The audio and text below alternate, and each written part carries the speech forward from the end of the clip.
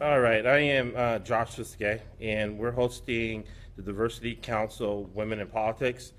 When it comes to diversity, a lot of folks are confused. They think it's just race and gender or maybe a disability, but it goes deeper than that. And what we want to foster is a conversation dealing with real world issues where we can, from an intellectual point of view, forward the arguments for or against. And that's our effort here today. I would like to introduce Dr. Gardner. He's been a successful entrepreneur, businessman, and currently he is a city councilman for the city of Lake Forest.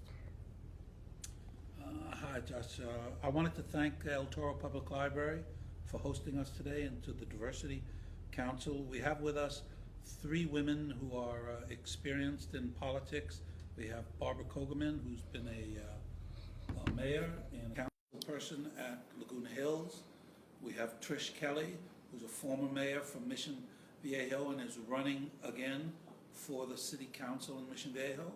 And we have Leah Basile, a first-timer running for city council in Lake Forest. You know, when I was a kid, Eisenhower was the president, and I lived in New York City. Robert Wagner was the mayor, Jacob Javits was the senator, and the idea of having women at all in a political office was almost unheard of. Now we have a woman running for president. We have two senators here from California, and so we've come a long way, baby, as they used to say. That being said, I did some research not so long ago, and I found out that here in California, particularly in Orange County, only about 30% of the elected offices are held by women. So we've come a long way, but we have a long way to go. So today's seminar is to focus on women in politics in the hope that some of what we learned today, a young woman sitting in the audience may get inspired, and this may be their entree into politics. So we have a lot to learn today from these three women, and at this point, I'll turn it over to Barbara Kogerman, Mayor from Laguna Hills. Basically, we want to know here. All right, thank you, Jim. Well, I was, here we go. A Hillary moment. I was interested in politics when I was young, and but it was always in the background. I worked on political campaigns as a volunteer. I helped found California Women's Leadership Association, which is an organization formed to encourage women to run for office, primarily based in Orange County. Was very active in my Chamber of Commerce. I became the volunteer president of that and became very political at that point as well, more publicly rather than privately. Was involved in all sorts of initiatives, countywide, local incorporations, working for Lake Forest and Laguna Hills to incorporate together. That didn't fly. Was asked to run for office numerous times and preferred to stay in the background. But finally, after my daughter was launched, and this is probably something a lot of other women go through, once I didn't have a child at home and involved in school and so forth, and got tired of just reading, and I thought, you know, it's time to step forward and run for office myself. And so I did, with my husband's help. And to tell you the truth, I probably wouldn't have done it without my husband's help, but because he had run several initiatives in Orange County to defeat the airport at El Toro. So I had a lot of background and help there. But what really helped me so much was to be issue-oriented. And I found out that our city manager was very highly compensated. I thought it was a lot. So I thought I would study the Orange County city managers, and I didn't realize my study went to an extent that had never been done before, because I looked into compensation and a lot of things that are sort of under the radar about how city managers are compensated. And I thought that would take me a few weeks. I got a few grad students to help me. It ended up taking 3 months, and the results were stunning. And the results really sort of catapulted me to the front of at least the people in my city who were running for office. There were 8 of us running at the time. And it ended up, I got editorials in the Register. It ended up that the timing has been considered uncanny, because shortly after that, the Times broke their story about the city of Bell. And Fox News contacted me, and I was their on-air talking head on the city of Bell. I'd get a call at 3 o'clock in the morning, and they'd tell me what to read, and I'd become an expert on the way to the airport, or on the way to the studio. Had a limo come and pick me up. It was very exciting. They'd do my makeup and the whole bit. But so I became a talking head in the city of Bell, and it was really as a result of this. What my study found out was that, indeed, the Laguna Hills city manager, if you look at that chart over there, you see the cities left to right, largest city in Orange County to the smallest city in Orange County, are the bottom colors, large, medium, and small. And then you see the red line, which is total compensation, and that big line sticking up there towards the end was the total compensation for the Laguna Hills city manager. And that ended up being higher than Irvine, Santa Ana, Orange, the big cities in Orange County. And here we were the seventh smallest city with a little over 30,000 population. And so that became quite a story. And even though the numbers were criticized, I got the numbers directly from the city and from all the other cities, and I compared apples to apples. On much more conservative measures, he was the 10th highest compensated city manager in the state of California. And so when that hit on Fox News, they had, I forget how many, thousands and thousands of responses. People, it sort of opened up the idea of transparency. We found out that in some cities, the left hand didn't know what the right hand was doing. The city managers, not because they were being devious, it's just that maybe HR had a set of numbers and facilities had a set of numbers and there were other numbers someplace else, and they hadn't really put them together. So when they put them together, they found that there was really high compensation. I was not running against the city manager, I was running against the council that I thought made a poor decision about how to compensate our city manager in a small city that's rather simple to run. It's a great city, it's a beautiful city, but it's not a difficult city. And so that was the basis of my campaign. So it was really issues driven. I was just curious, I wanted to know more. I did my research, came out with an astounding result, and that was the centerpiece of my campaign. So there were 8 running. No one had ever won as a challenger in the history of our city, which was 20 years old at the time, and I was the first challenger to be elected in the city. And fortunately, beat out the city council member running for re-election, who was the architect of the contract. So that was successful. I also put term limits on the ballot, and I will be termed out in 18. So we have the same term limits I think you do in Mission Viejo, 2 4-year terms, and you're out. And then if you want to come back in 2 years, you can. No lifetime cap. If they want you back, they can vote you back in. So I'll be termed out in 18, and I'll be happy to turn it over to a wonderful city council. I'm very pleased with.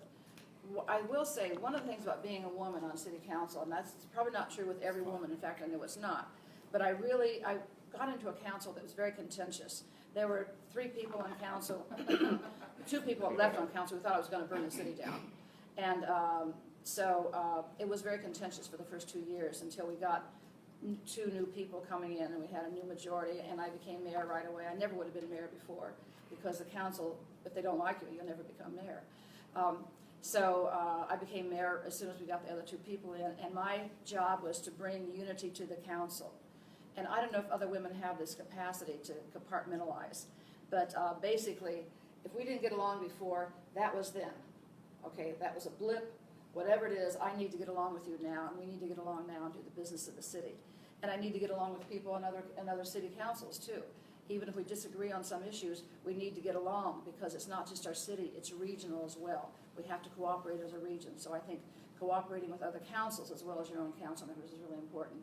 And so one council member who some people thought was perhaps my enemy, I would make sure that this person, I won't tell you gender, this person always felt heard. I would go up to this person afterwards, I hope you felt you were heard and had a fair chance, and was told that I was very fair. So I was trying to mend fences and bring the council together, and that was important to me. And now I think we're perhaps an oasis of civility in South Orange County. We have a very calm, deliberative, professional council, and I'm very proud of that.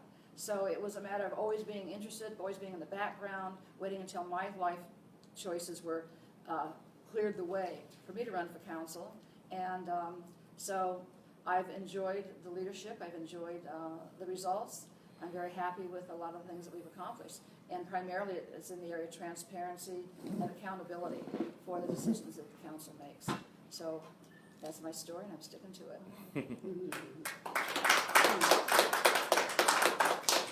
Our next speaker is Trish Kelly from Mission Viejo. Hello, I am pleased to be here today, and I am from Mission Viejo. I served on the Mission Viejo City Council for 12 years. We have 12-year term limits, and I was termed out in 2014, but our policy allows a council member to sit out for 2 years and run again, and I was encouraged, recruited, drafted. Trish, we need you back, so I am running again.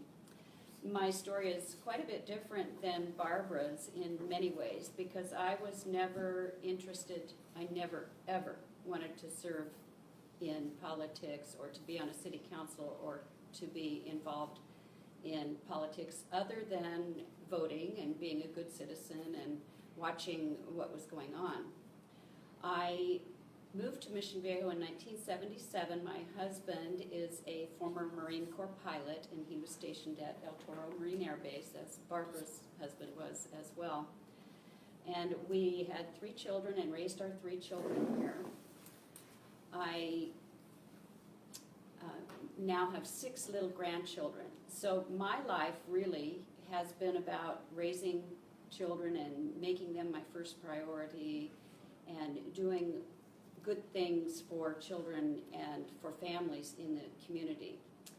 I have been a lifetime community volunteer. I was room mom, team mom, soccer mom, PTA president, Sunday school teacher, Girl Scout leader, Boy Scout den helper. So my life really was involved in a lot of church activities and children's activities and basically being an advocate for children as well as for seniors whom I was involved with at my church.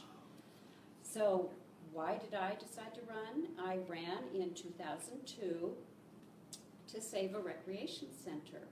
Our former city council had voted to end a lovely recreation center, a swimming pool and a fitness center, and it was gone. It was going to be gone. And the only way to save that recreation center was for someone to run and win.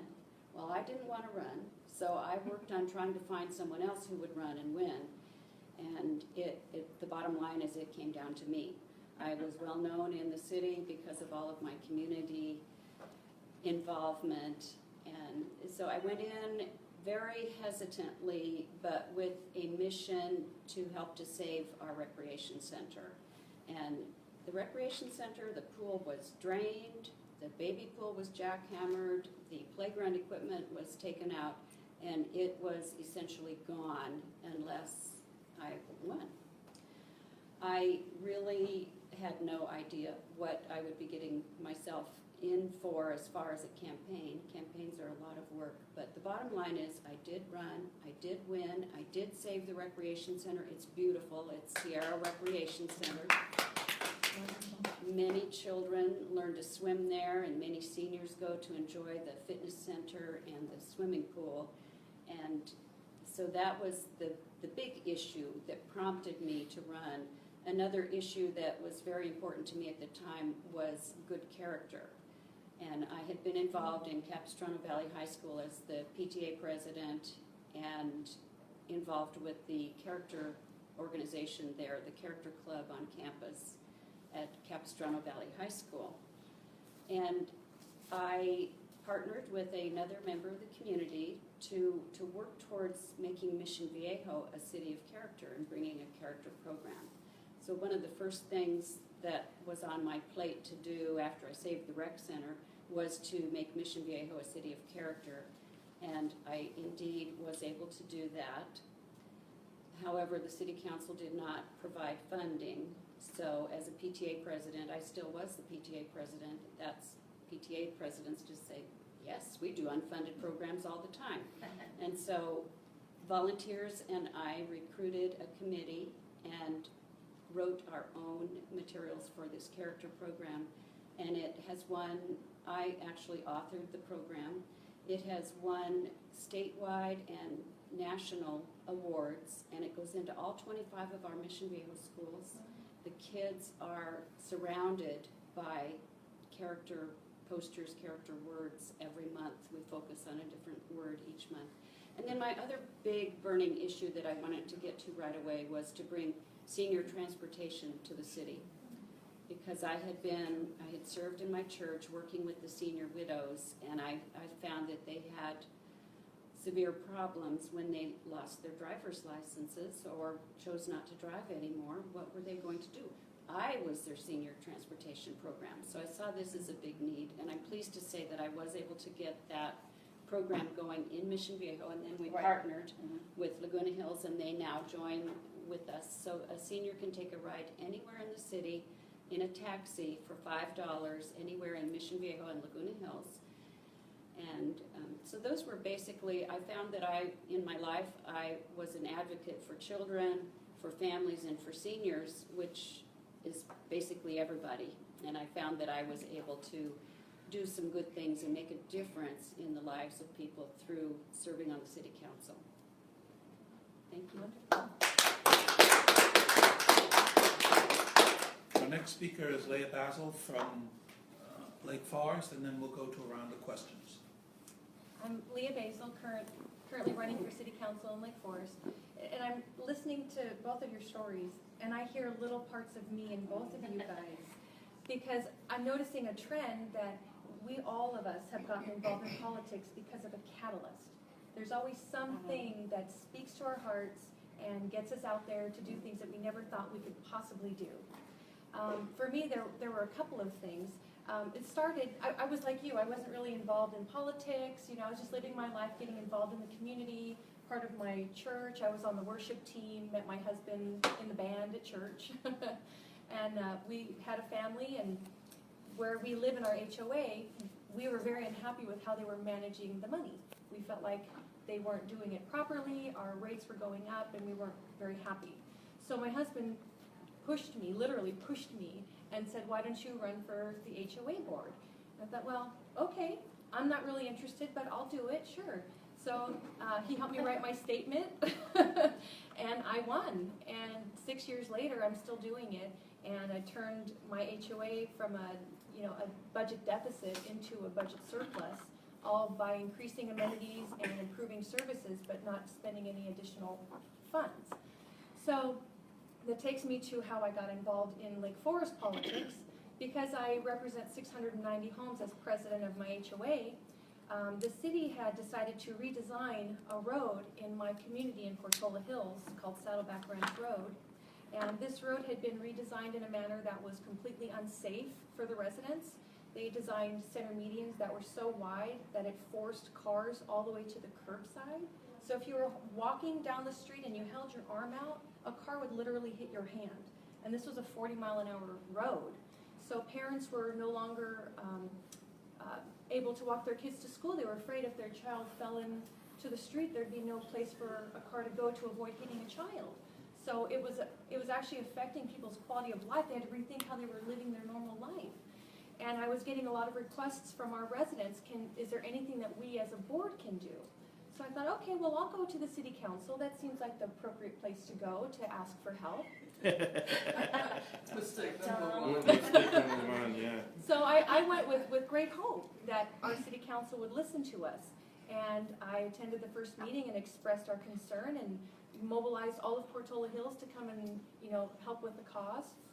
They heard what we had to say, and Jim Gardner and Adam Nick were great. They understood and they wanted to do something. However, we have a council majority that was not interested in helping the residents of Portola Hills. So I continued to go to meeting after meeting asking for help over and over again. Meanwhile, I had my entire community mobilized. We were showing up at council meetings by the hundreds. We were writing letters to the city, begging and pleading, please, can you do something about this road? Time and again, the council majority was refusing to do anything, and I realized at that point I had to take drastic measures for the safety of the residents in my community. And so I issued recall papers for 3 of our city council members in our city. And it was miraculous because what I was told what could not be done happened overnight. That night they found it interesting enough to get it on the agenda.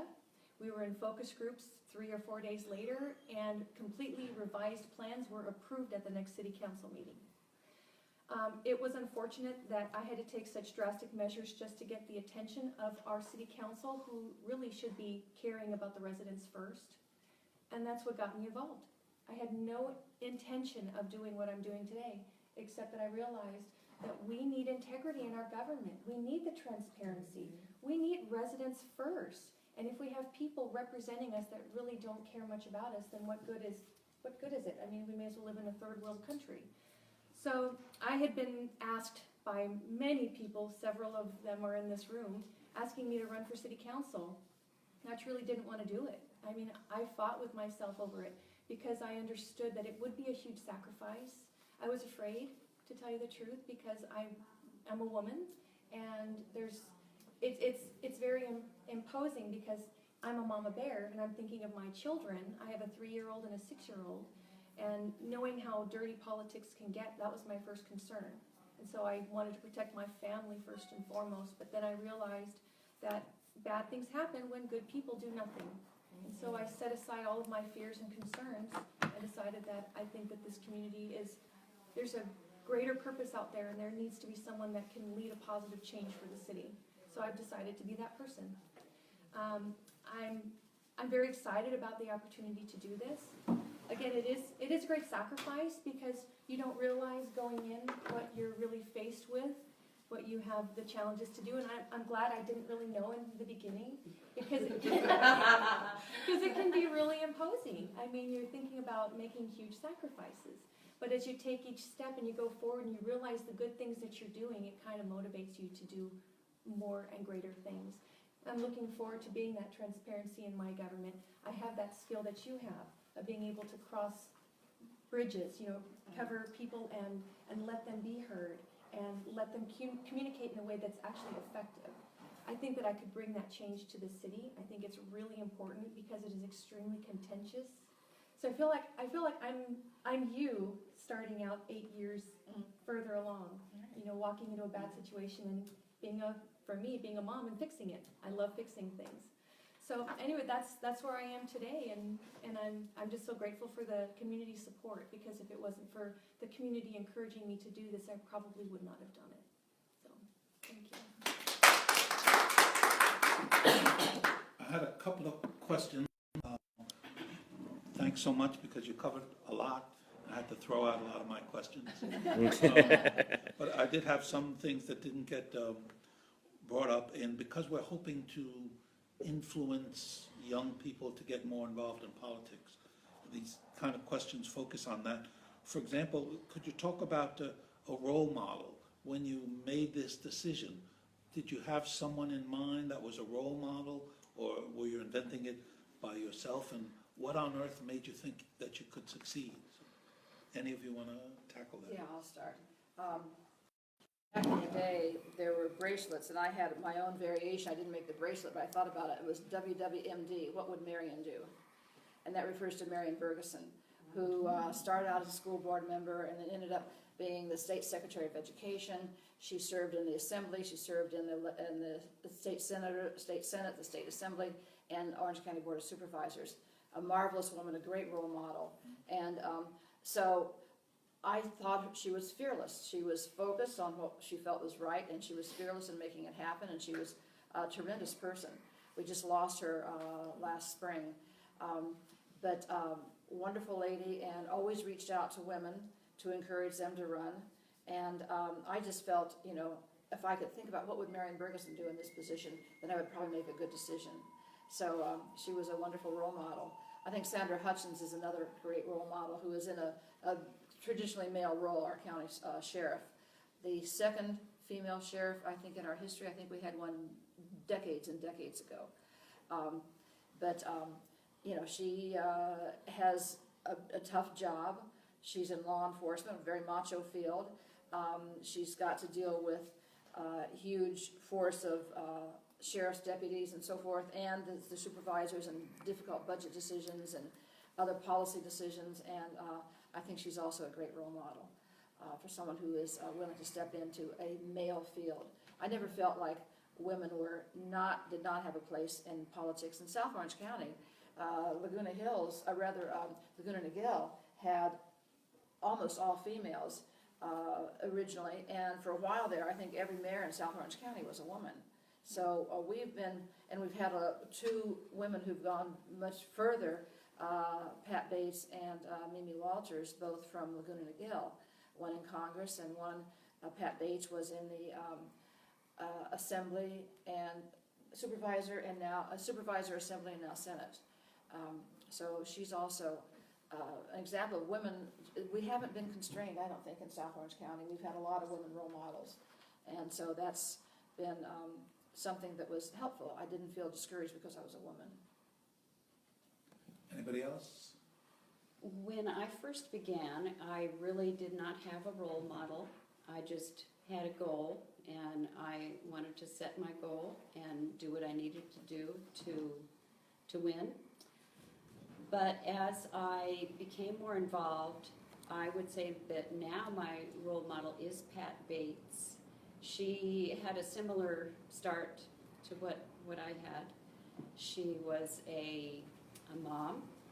She is a mom and now a grandma, but she got involved kind of for the same reasons as we have. She saw a problem in her community. She lived in Laguna Niguel, lives in Laguna Niguel, and it was a traffic issue and a safety issue for children.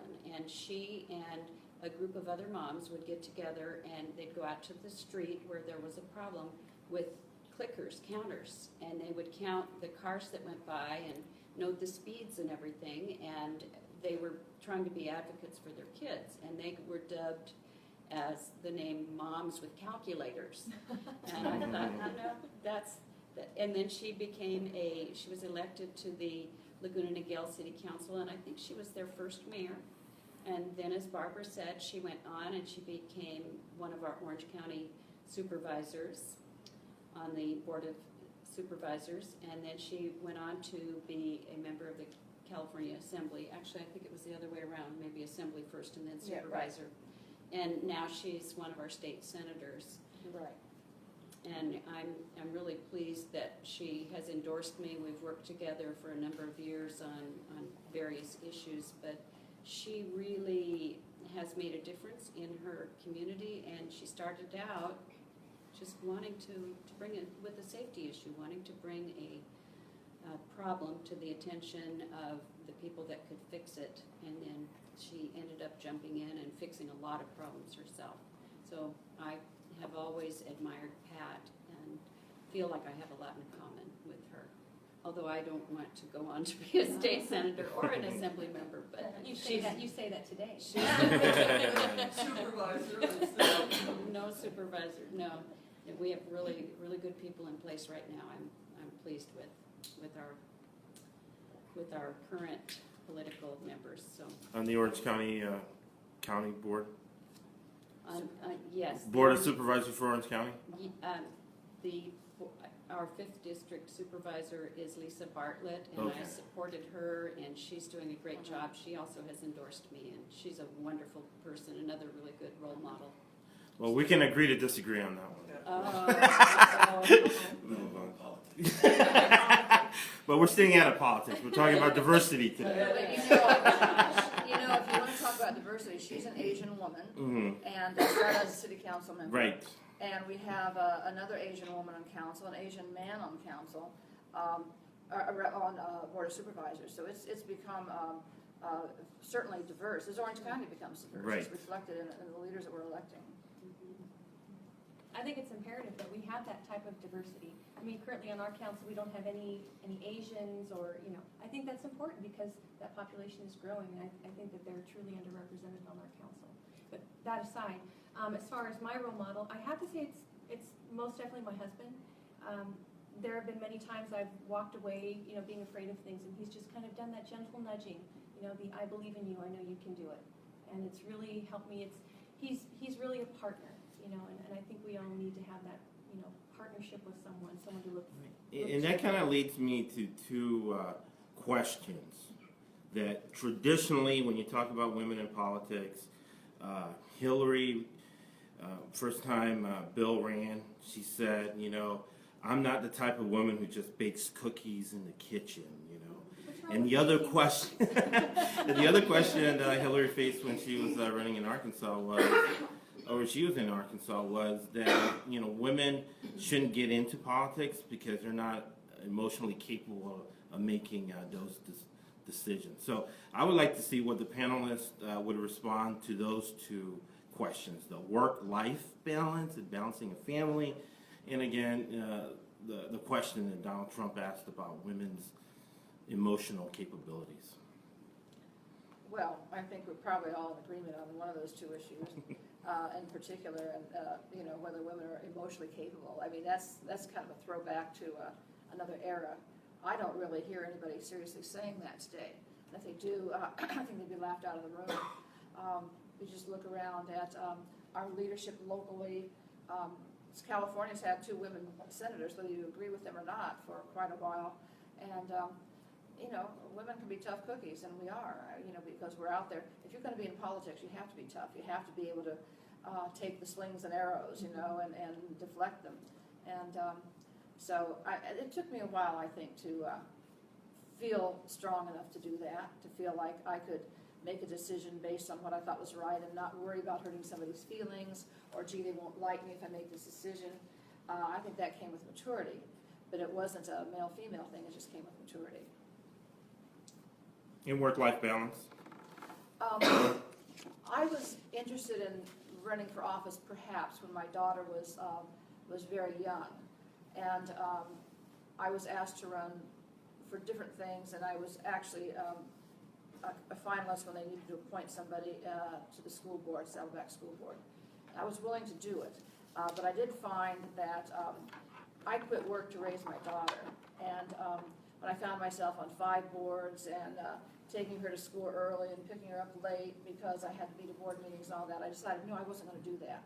So I did take sort of a hiatus for a number of years to focus on raising my daughter. And when she was kind of launched is when I decided, okay, now is my time. But that did definitely have a bearing on my decision to enter public life, although I was always involved in the background, but just not in a leadership role. I would say that as far as the emotional aspect, I think that that's one thing that makes me a stronger leader, is that I do have emotions, I do have compassion, I do have understanding and empathy, and yes, I do have emotions. But as far as in the realm of decision making, what's important to me is doing the right thing, studying the issue, listening to all sides, and then making what is the right decision for the right issue. So being an emotional person, I am an emotional person. I love people. I love almost everybody. In fact, I do. and that's a strength, and it, in a way, it can be a weakness too. But it has, as when I first decided to run, the concerns that I had expressed to me as a woman were that, Trish, you're too nice. You're just too nice. You're not gonna survive. And so when I was elected, I thought, wow, I have to keep that in mind. I want to make sure that I do this job and do it well, but I want to stay nice. If I ever have to turn into not a nice person in order to be in politics, then I'm out of here. I'm not going to do it. So hopefully I was able to prove that you can be nice and be in politics. And as far as the life-family balance, that is a big issue. And for me, when I first ran in 2002, my baby, my youngest son, was a junior in high school. So he was driving, and he was very busy and active in our church and in school, and it was a good time for me to be able to do something for my community at a higher level. And like Barbara said, my first priority when I was raising my 3 kids was raising my 3 kids. And I would not have done it if my kids had been younger, because there is a price to pay. There is a price to pay, and you'll find that balance. But I was at a good point as far as in the lives of my children. And my husband also is he's a very busy person, he's very involved, so I had his blessing, and we both do a lot for our community in different ways, and the balance has worked out for me just fine. When it comes to someone saying that they think that women having emotions and things could be detrimental, I disagree. I think that having the emotional capacity also gives us an emotional intelligence that a lot of men don't really have, and that's not to be an insult in any way. We are designed to be different.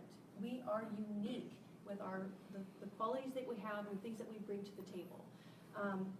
So with that greater emotional intelligence, it allows us to really be able to read people better. It allows us to understand where people's positions are and be able to do what you do, build the bridges, and help people come together that maybe would disagree, but you find a commonality for them. I think being a mom is a wonderful component to being a council person, because in a lot of ways you end up dealing with some 3-year-olds when you're arguing in a room. It's true. And I've had very difficult managers over the years, working in the private sector, some that would scream and rant like 3-year-olds. And it was too funny, because the way that I found that made me easier to communicate with them was to see them as 3-year-olds, because then you can get past all of their objections, you get past their anger, and you actually get to see beyond that to what their need is. And their need is to be heard. Their need is to be understood. And I think that's where women excel. It is a sacrifice to do something like this, especially with young children. My children are 3 years old and 6 years old. I retired from Johnson & Johnson so that I could stay home with my children. It was the best decision I ever made. And I'm finding that because I'm very productive, I'm able to do a lot in a very small amount of time. I'm kind of a concentrated worker. So when the kids are asleep, I can pound out and do so much stuff. I've just managed to find the balance that's required to be able to be the mom, to be present, to do what I need to do during the day, and then to be able to devote my spare time into the things that I find important. The politics, making my community in which I live a better place, things like that.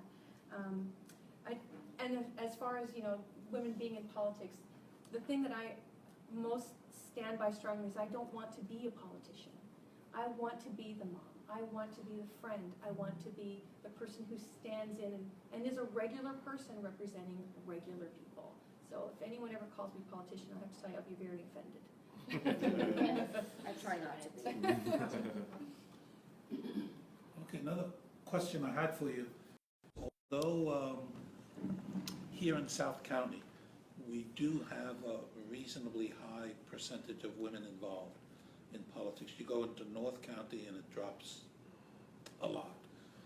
But the bottom line, women are more than 50% of the population. But today, in Orange County, there's still only about a third of the elected officials, not politicians. And I agree with you 100%.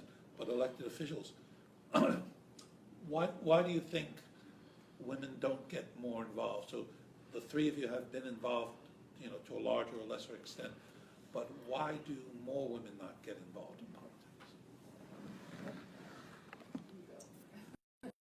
I think I can answer that. I have seen it in my own life, and I've seen it in the lives of my friends.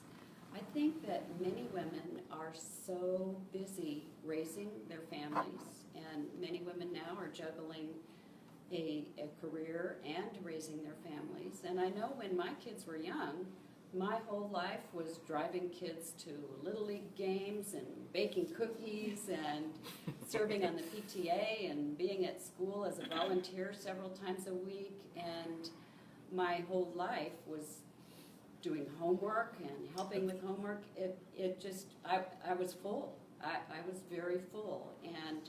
And that is what was important to me. And I think that many women, especially moms, are so busy with their families that they don't have the time or the inclination to get involved unless, like as with the case of all of us really, unless there's an issue that pushes them to, and I was pushed. As I said, I did not want to run. I was very happy and didn't really want to. One of my friends said, "Don't do it, Trish. It'll ruin your life." And I thought about that. I thought, oh, I hope she's not right. But it didn't ruin my life. It enriched my life, and I found that I was able to make a difference in the lives of other people. So that was worth it for me. But I think that is, in a nutshell, is one reason why more women are not involved. It's just the place where they are in life right now. So I think also partly, you know, it's a sad statistic, but there are so many single parents. And who is the primary caregiver with single families? It's the mom. She's working 1 and 2 jobs. She's watching her children. She's trying to get them to all their sporting events and cook them dinner. That woman does not have any more time to expend on anything else but the things that are most important to her in her life. You know, and I think that's a big reason why a lot of women don't get involved. It's just such a commitment of time. You know, it's impossible for many women to be able to do that. I recently read a statistic that of families where they have a spouse at home, even though there could be 30% of the men in the country that are home with the family, only 4% of them consider themselves caregivers, primary caregivers. It's a gender thing. It really is. Women are the caregivers. We're the mothers. We're the mama bears. You know, and even in, you know, married families like myself and my husband, there's still a lot of that weight shifts all onto the woman. It's just a natural part of our characteristics, and I think that's a big component of it. Men are expected to do those kinds of things. They have more time to do those things. I have maybe a slightly different perspective. I do a lot of networking in the county, and a lot of that is other women elected officials. And I'm thinking of Jennifer Fitzgerald, who's mayor for Fullerton, has a couple of young boys. Chris Murray in Anaheim has some young kids. Mimi Walters had young children at home. I'm supporting Janine Hefton in Laguna Hills, and she has 2 young children, your ages, yeah. So I know a lot of women who find a way to be very successful public servants while they have children at home. I just think it's a matter of where you are in your own decision making, because myself, I worked for a long time, and when I finally had my daughter, I wanted to stay home and be with my daughter. And that's because I was an older mom. And so I think if I had been a mother younger in my career, I might have decided to go ahead and move forward into the political arena. I don't know. But I do know a lot of women who are very successful elected officials who have children at home. And so I don't want to give the impression that that's the proper decision or the best decision for everybody. It's just it's an individual choice. But we do have that to consider, where generally our husbands do not, or generally the fathers do not necessarily have that to consider. So it is another layer of decision making that we have to make. Do we have some questions? I've been taking notes as we're going along as a roadmap for new people interested in, women interested in politics, and it's come out as a theme, you know, through what you've been talking about of getting involved in the church or the HOA or things, helping out on other people's campaigns, waiting for life's choices to allow you, you know, to do it, finding an issue. In all 3 of you, there was an issue that was important, particularly to children and safety, and they're getting a little bit mad, I guess, helped for each of you as well. Seeing it as an extension of what you were already doing, like a next step forward in what your life had, what path your life had already set you on, and then finding a balance. And that seems to be for each of you what the roadmap that got you involved in politics. Did I miss something, or is that No, I pretty much think you're correct? right. I didn't mention, I should have, but I was, when I was working, I became a member of the South Orange County Regional Chambers of Commerce, and it's changed names, but it was the Regional Chamber of Commerce. And I became an active volunteer in that, became president, which at the time was a volunteer position. And then a few years later, when they needed a new chief executive, I left my job. I was a stockbroker at Merrill Lynch making a lot of money, and I gave that up to become CEO of the Regional Chamber of Commerce.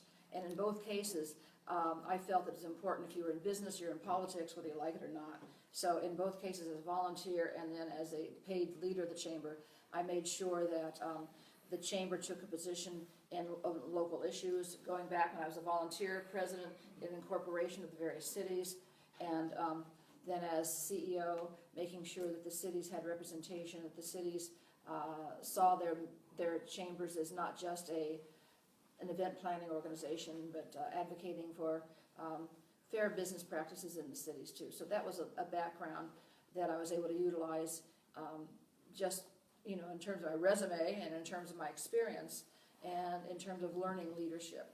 So I did draw on that, and I should have mentioned that before. But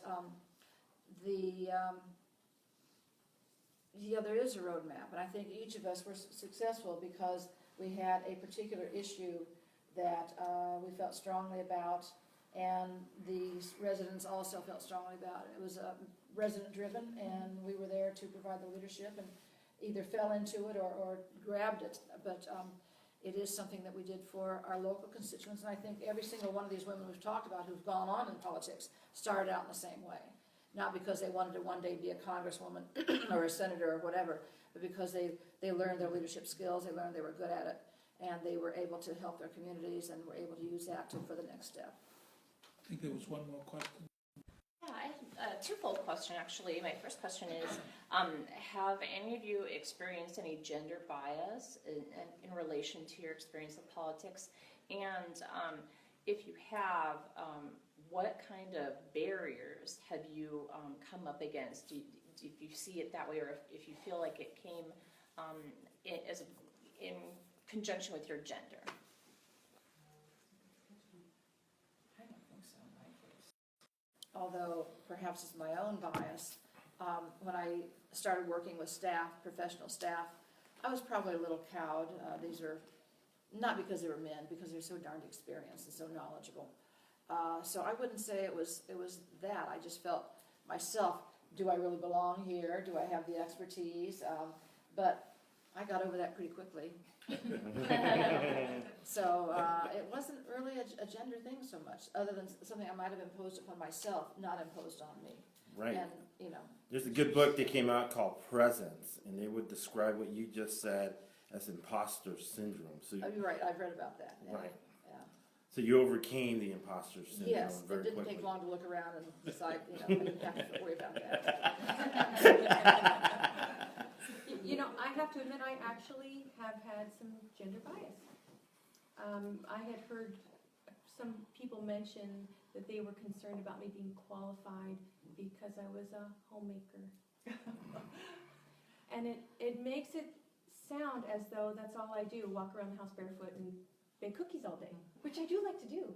But no, I am a highly educated woman. I've got my degree. I've worked 20 years in the private sector. I know what I'm doing. I made a conscious decision to stay home with my children, and I'm very grateful I did that. It was the best decision I ever made. But I think that is an unfortunate bias, because it limits women's ability to step out of themselves and do something that they maybe wouldn't do because someone's going to say something about them. Oh, well, she's just this, or she's a woman, so she's not as good or as capable as we are. That's where I totally disagree, and that's where I will prove them wrong. All right.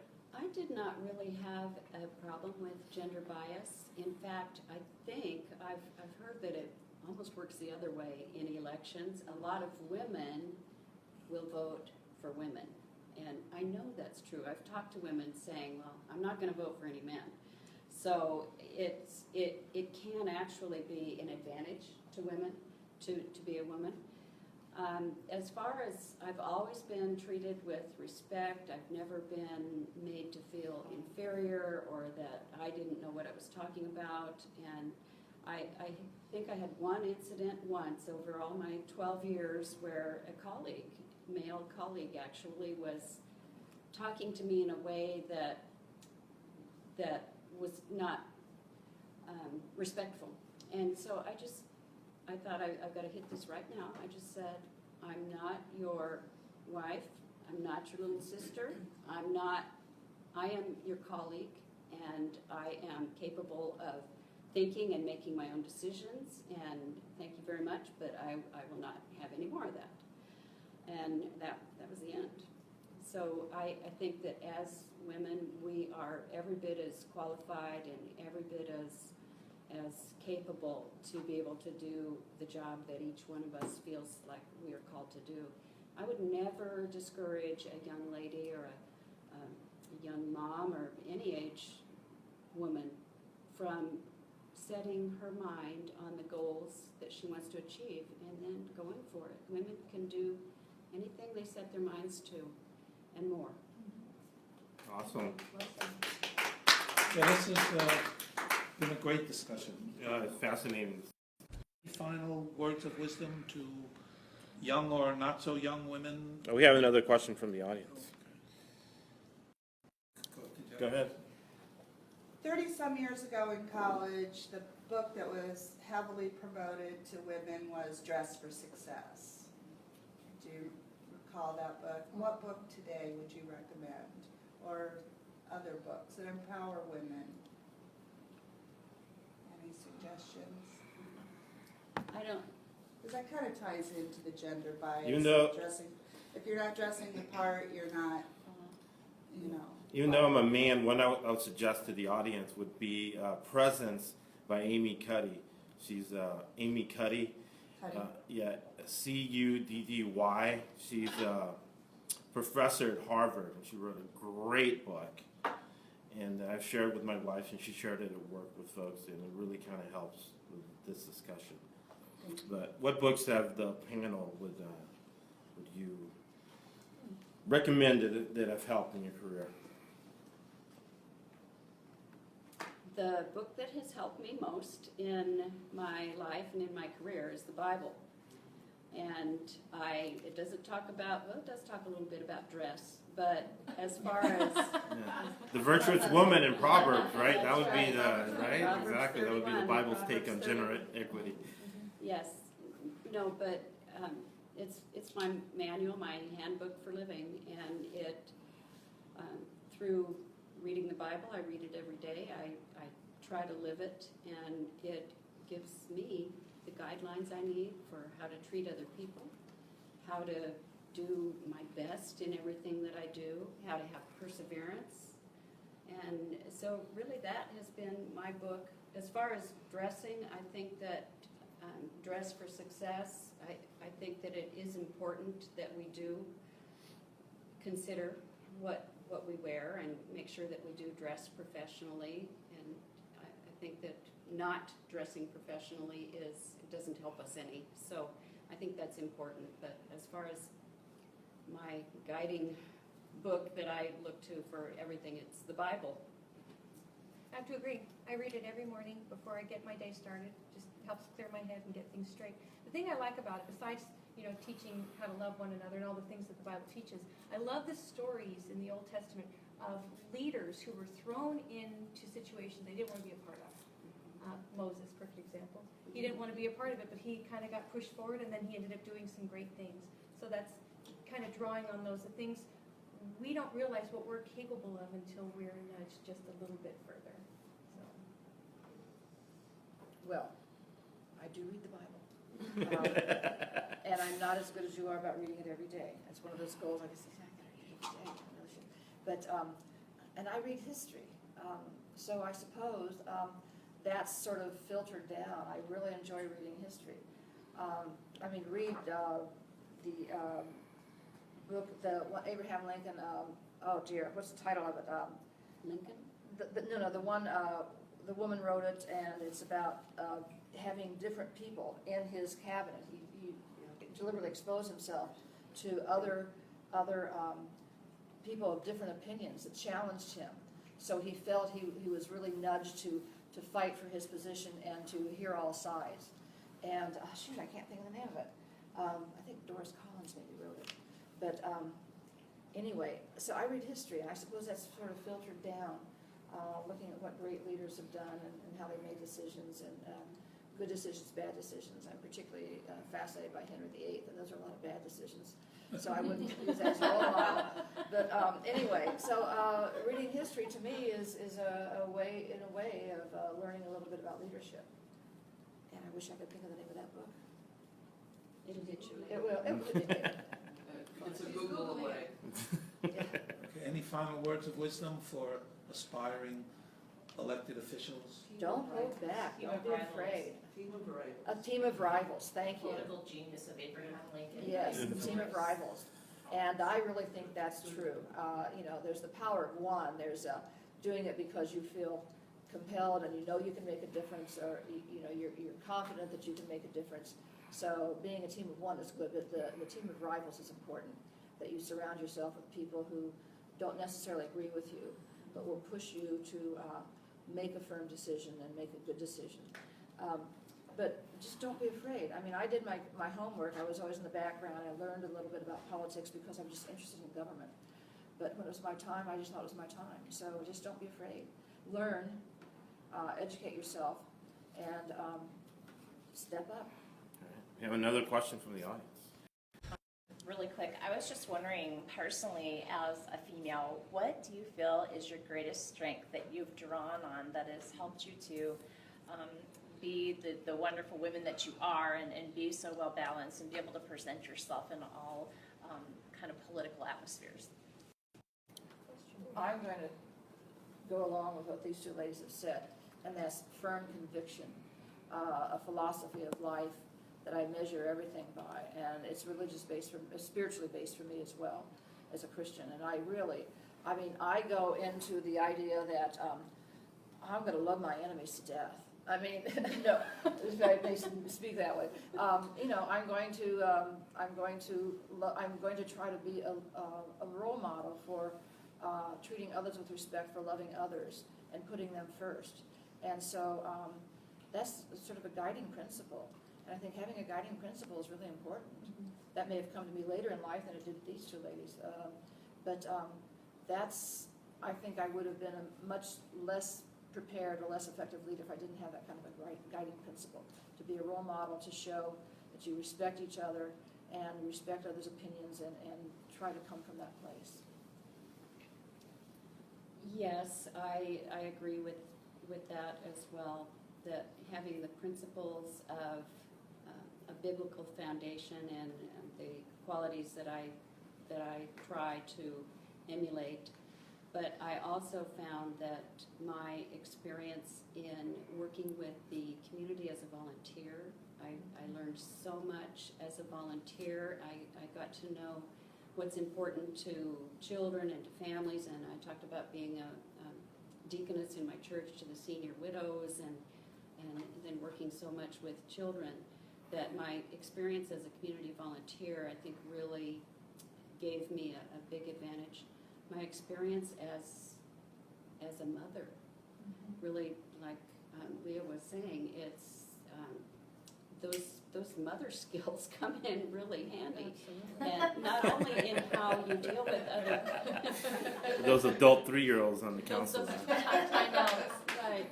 And not only with how you deal with people, but in being a mother, knowing what's important to children and what's important to families.